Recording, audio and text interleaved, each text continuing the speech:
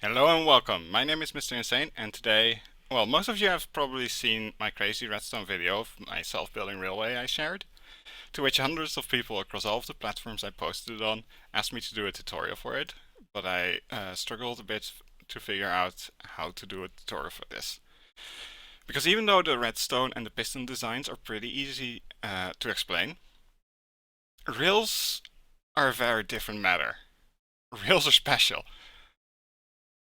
Which is why I decided to split it up into two parts instead, because instead of making just a tutorial of this is how you build it, I want to actually explain and teach you how the rails and pistons work first, because a lot of the systems are made to work around the bugs that rails have. Because see, rails have their own rules and behaviors when pushed by a piston, and they don't always follow the same logic. Let me just show you, because I think it'll explain how hard this project really was and what I mean by that. Because this is just a normal redstone system. Most of you guys know, probably all of you guys know how redstone works. It's just redstone dust. Two repeaters at the same pace and two pistons and then some rail. And all of these levers should be doing the exact same thing. However, if I push this one, the rail stays and is all good. However, when I pull this one, the rail breaks. This becomes a ghost rail. If you understand how client-side and server-side works in Minecraft, client-side this rail still exists, but server-side it doesn't. So when I pull it back, it disappears. If you do it fast enough, however, the client side doesn't understand what's happening and it stays there. Anyway, for some reason, how you set up the redstone matters for rails. But, like, if I get this one the opposite way, then left breaks it, and right makes it fine. But if you put the redstone above it, or in a different manner, this side right makes it fine. So it's not just that the top side, because these ones both break whenever you pull the lever on the high piston. Same here, the left one is the high one, which breaks it. In this case, it's the opposite way around. The high one keeps it fine, but the left one breaks it. So the way you set up your redstone matters for how the pistons behave. And just to show you, it's not because there's chunk borders or anything, it's just rails are buggy. Similarly, the position, not just the redstone matters, but the position on where they are in the chunk, and possibly the position of the chunks matter, because these two are the exact same design. Actually, I just changed this. Give me a sec to make this the exact same design. That is my fault. Here we go. These two are the exact same design, no differences whatsoever. However, if I pull this lever, everything is fine. But in this location, the rail breaks. There's nothing different between these two, aside from that this position breaks the rail. And it's not the XY only, because if I change this up a little bit, where I put the observers above things, and try it then, like this, everything is fine on this position. But above it, if I go a little bit higher in the same exact location, and I set it up like this, it breaks. And the other version, redstone first, where I put this the same way as we had it in the first test, in this location that breaks too. So there are positions where your rails might break just because it doesn't like the coordinates where it's in. Not because you messed anything up, but just the coordinates, the way your redstone is laid, might break your rails. And it goes further. Well, first of all, there are ways to get around this. Because you can actually set it up so that it will always succeed. If you make this one push at the same time as this one, that always works, but pulling them might differ per position. So if you pull this one tick slower by making a tick extender that, because redstone can only go upwards on the half snaps, it sends the on signal one tick faster than the repeater turns off. So this observer gets the signal on the same time as this one, but one slower when it turns off than this one. Most of you guys know this system, but I figured I'd explain anyway.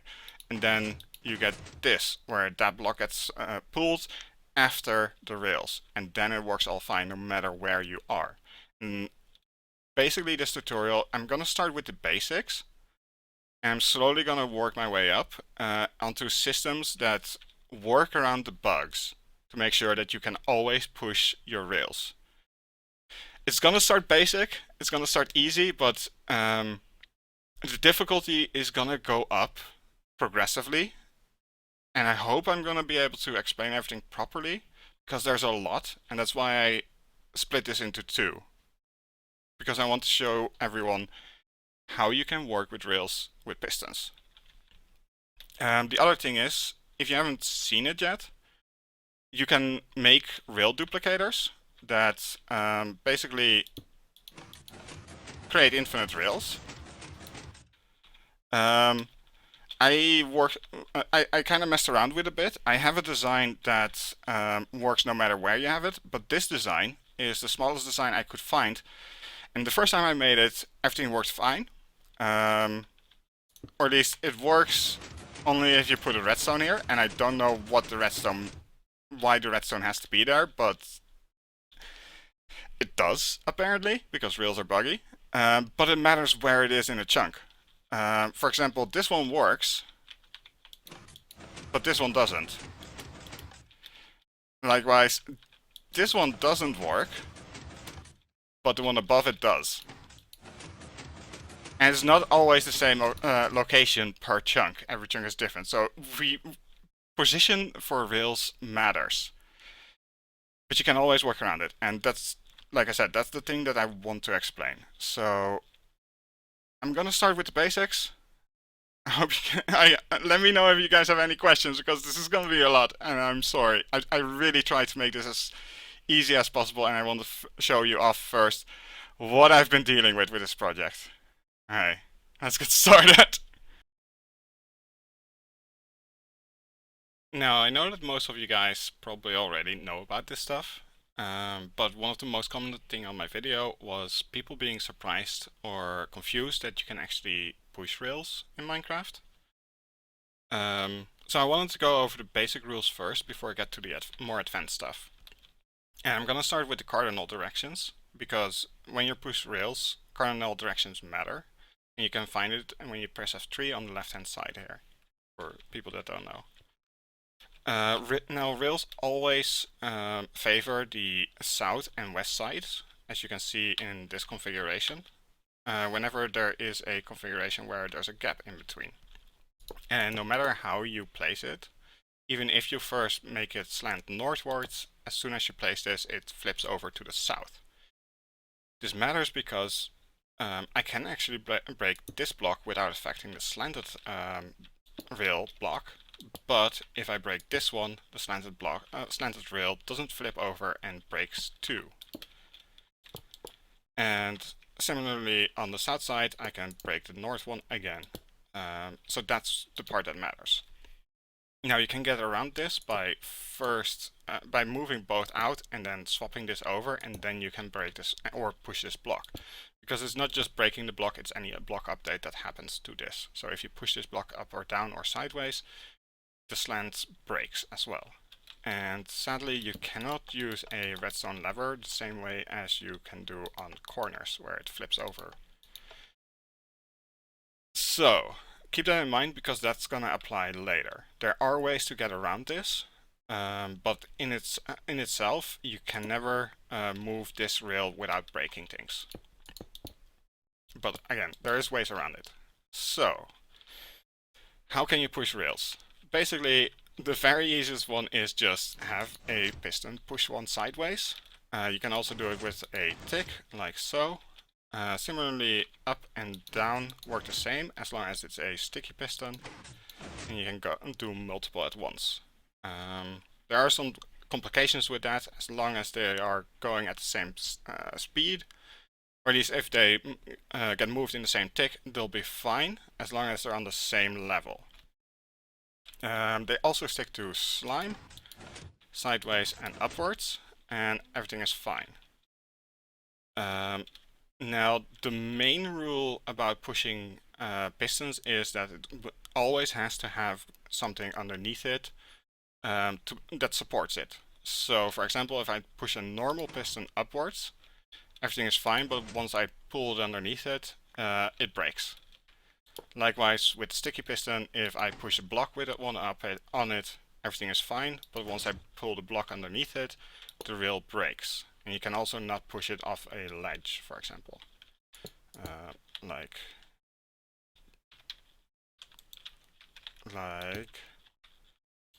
so. And that breaks it.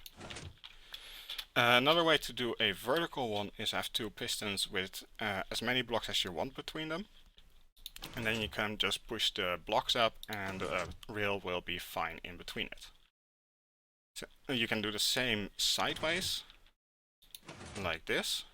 And the rail is fine with just being merged into between two blocks.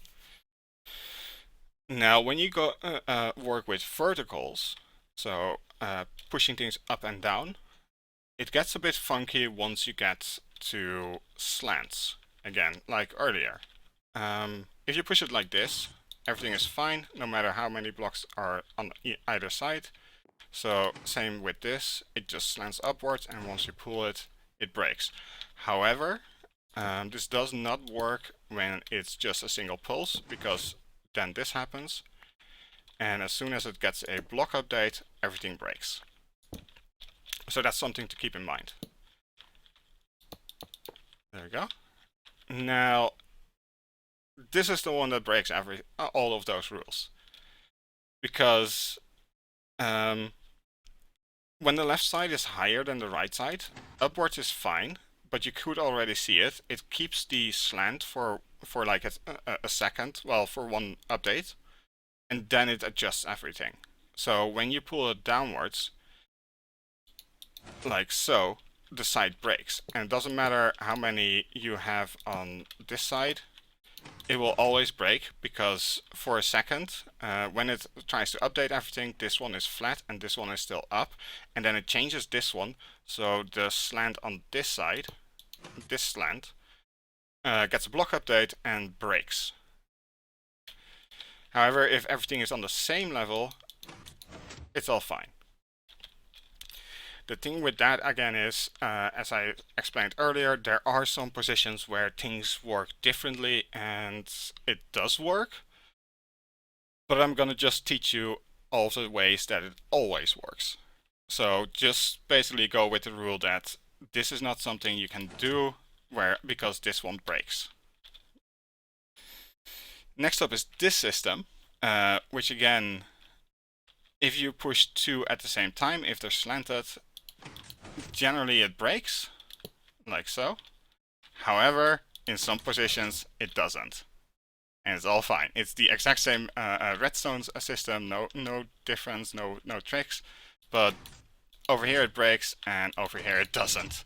So yeah, it's something to keep in mind. So next up is the more advanced stuff.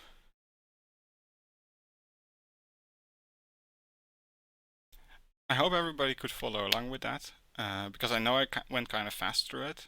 But if you have any questions, please ask them.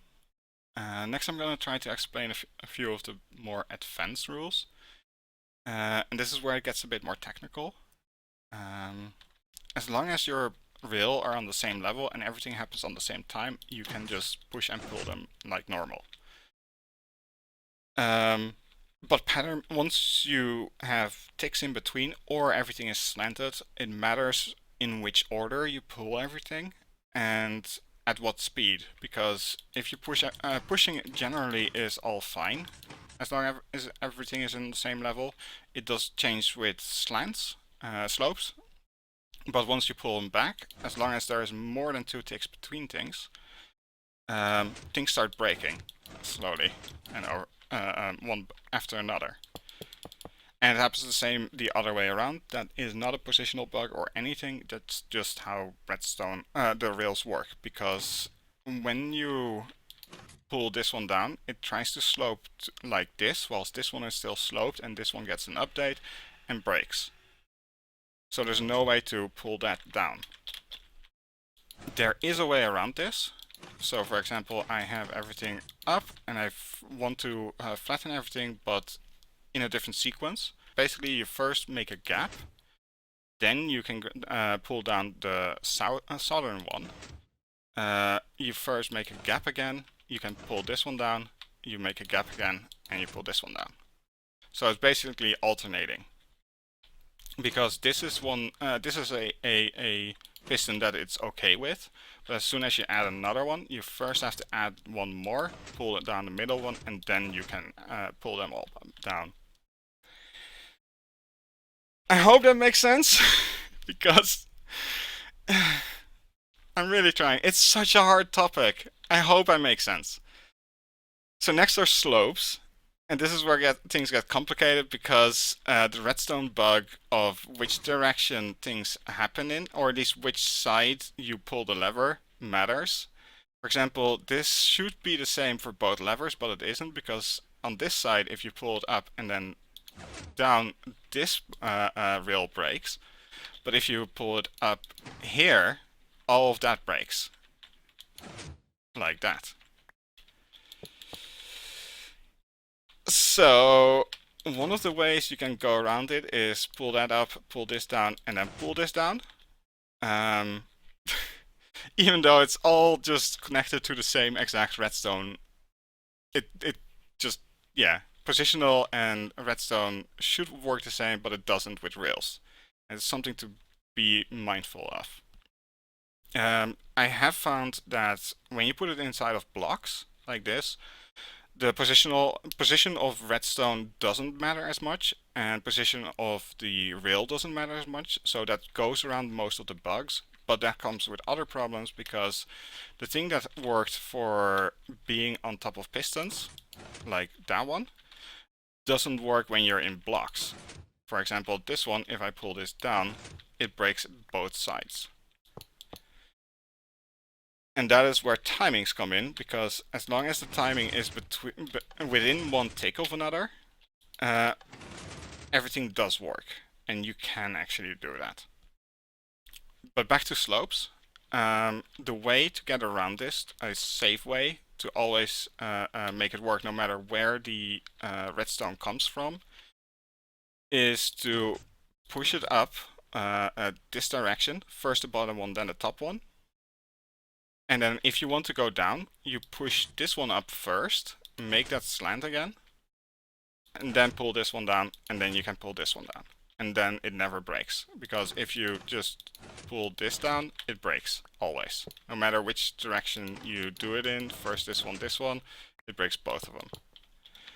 So basically, you first have to have a piston in between to make the slopes on both sides. And then you can pull this down or this down, and the pattern, the order doesn't matter for that one. Likewise, if you have a bigger one, you can just pull it up as long as that's the direction. And then to get it down, just pull this one up, and then you can pull them down one by one, and the last one. Next up are the rails between blocks, and this is where things get complicated. Like I already showed, rails on blocks are different than rails on pistons, but they have the benefit that, unlike rails on blocks, unlike rails on pistons, rails on blocks don't have the problems with how you place your redstone and the bugs involved with that. However, unlike rails on pistons, rails on blocks, you cannot push the ones next to slope ones, because they always break. So for example, if I push everything up, you can't push them down one by one, because it will break everything. unless there's exactly 1 or 2 ticks in between it. So for example, if this one pushes everything up, but with a observer setup, it pushes everything down 1 tick after another, it works fine and it doesn't break the rails. Now, the main thing to notice is that slopes are what break, and it's the slope itself, unlike rails on pistons where it breaks the one next to it. So you can get away with things like, for example, making the rail face the favored one and swap around, and then this block or this rail becomes free to move in any way you want. However, if you then push this one down, it breaks it on both sides and you get into trouble. There are patterns to that as well. So if you get the timings right and the patterns right, you can do things like that. For example, if you move everything in 1 tick of another, one direction it works. So for example, towards the south and the west, you can just move it over because it flips sides halfway through, as you can see. There it went. However, if you go towards the north or the east, it breaks the rails nonetheless. Either both upwards and downwards. Now, there are patterns to go around this, and that is to go from north to south or east to west. So for example, if you have that slope, by moving the middle one first and then the south one and then the north one, everything works fine. Similarly with downwards, if you first move the north one, then the middle one and then the south one, everything works fine because it flips over. However, if you do it the other way around, it doesn't work, and that is why this one works from north to south, but south to north breaks the sloped rail. So, to get around that, you basically just move a redstone signal that makes the middle one go before the rest, before the last one, and you get the same pattern as before, where it flips sides and then flips back. And likewise, downwards, you connect a redstone signal to the north one of the sloped one, and send its tick signal backwards instead of forwards. And you get something like this, where it flips sides. I hope that makes sense. But basically the pattern is always go from north to south whenever you push things. And they can't end up in the same situation. You have to push it down 2 further. Another way to do this is to split them up. One going up and one going down.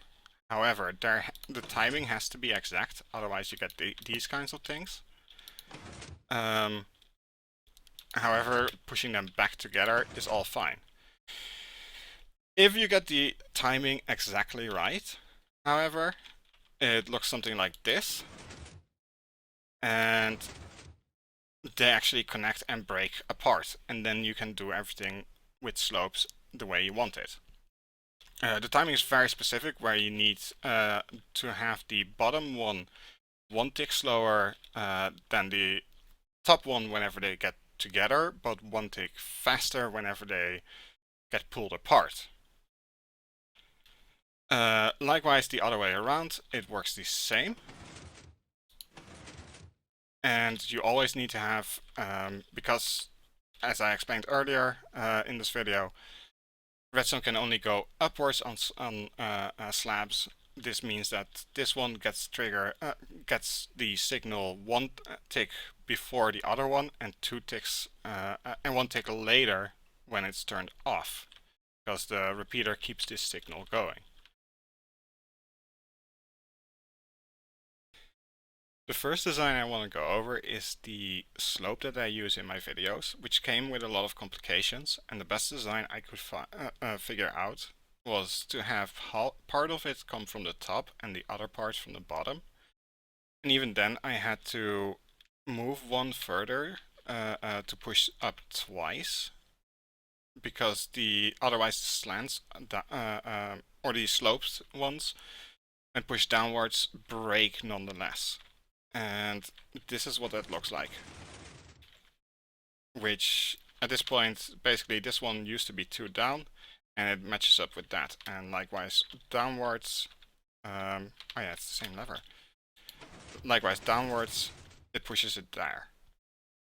The problem with this, also this is a very basic setup of just having the double pistons here, and these are all single system pistons with a observer row that makes it go in a sequence. Likewise on the top with repeaters that match up with these ones, but the top is one faster than the bottom. To make sure that the split has the exact timing right.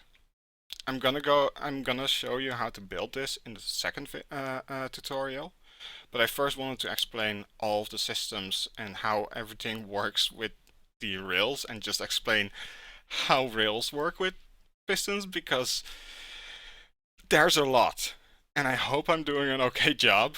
But even this, even though it works from north to south, once you do it south to north, things break because of the same thing that I explained earlier.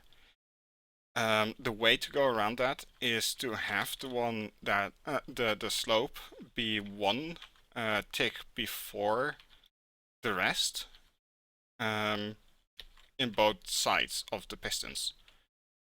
Again, I'm gonna explain this exact design in the second episode, but basically you need to push this one tick before the rest. And then if you do it from south to north, it does work upwards. And downwards, basically, it's the exact same, because downwards does work all fine with this. Like such. So basically, to make the slope work, you need to use that same pattern that I explained earlier, where you move the middle one first and then the rest in the same sequence. And similarly downwards, the same way, but if you use a splitter, it should all be okay. The last part I wanted to show off was the start of the rail, where all of the rail get pushed out, the rail card comes in, part of the rail, except for the one where the rail card is on, get pulled back. And then once you flick the lever again, it finishes the rail and pushes the minecart. Now, I couldn't just make it one straight line, because if you push this out, then push out the rail and get this back in. The moment you try to push this, everything breaks. And even if you then pull it back and push this back down, because there is now a slanted rail here, the other side breaks as well. So the way to go around that for me was to have a double piston setup on either side of the one that stops, that stays in place.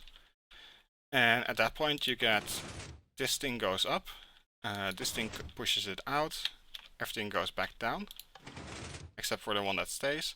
And then you have slants on either side, which are okay because they are connected to a different rail system. Then you can push this upwards without it breaking, because there's a double piston and it's not connected to anything else. You can then pull this back in, and everything should be fine because this rail is no longer connected to this one up top, and you can actually push everything downwards, and it starts over to the start again. Luckily, sadly, in both directions it's not as simple as that, because on this side this had to be one tick faster. For example, if I do it in the normal speed, this is all fine, pushing it out is all fine, pulling it back in is all fine, but once you do this, just having a normal double piston setup won't work because it breaks it. However, the other side is all fine, so that's why I had to make a setup where this guy automatically, instantly sends the signal to the bottom one, and then 2 ticks later to the top one. I hope that makes sense. The top one, however, is all fine, and that should be okay. either direction. Now for the other direction, if you first push it up, everything breaks already, as you can see. Um, that is because you first push this one up and then the slanted one gets a block update and gets killed. So that only works in one direction, and to fix that you have to connect it up through wherever the signal is, to first push out both of these, even though this one doesn't have to go yet. Isn't going to go up yet. You do have to push the bottom ones for these two in the same time as the rest, with a 2-tick between these two still. So then it looks like this, where everything, where you do get this slanted one over here. You push it out. Downwards everything is the same as the other one, so just a normal piston design. And then in this case you only push the top one of this one because the bottom one has already been pushed, with the same thing as the other one, where it's a observer facing upwards with some redstone to give an instant tick to the next one, which looks like this. And then everything is fine. You can pull it back in and push everything down. And that's how you get around things like that. I know this has been a crazy video, and I know that like most of this stuff is very confusing to people. I hope it helps someone, because I really don't know how else to explain all of this. But God, I'm sorry if this was still not really good enough information, because I genuinely tried. It's just so complicated, and working around everything is crazy. I'm gonna make the next video is about how to build everything, and less technical, because this was just a technical video and this was different than most other tutorials out there. But I hope this still helped people understand how much work went into this, how much you have to pay attention to, and how buggy rails are, because whew. But yes, please ask me any questions you want, and I might do an update if there's enough questions and I can't answer it all, because I want people to understand more about how this stuff works.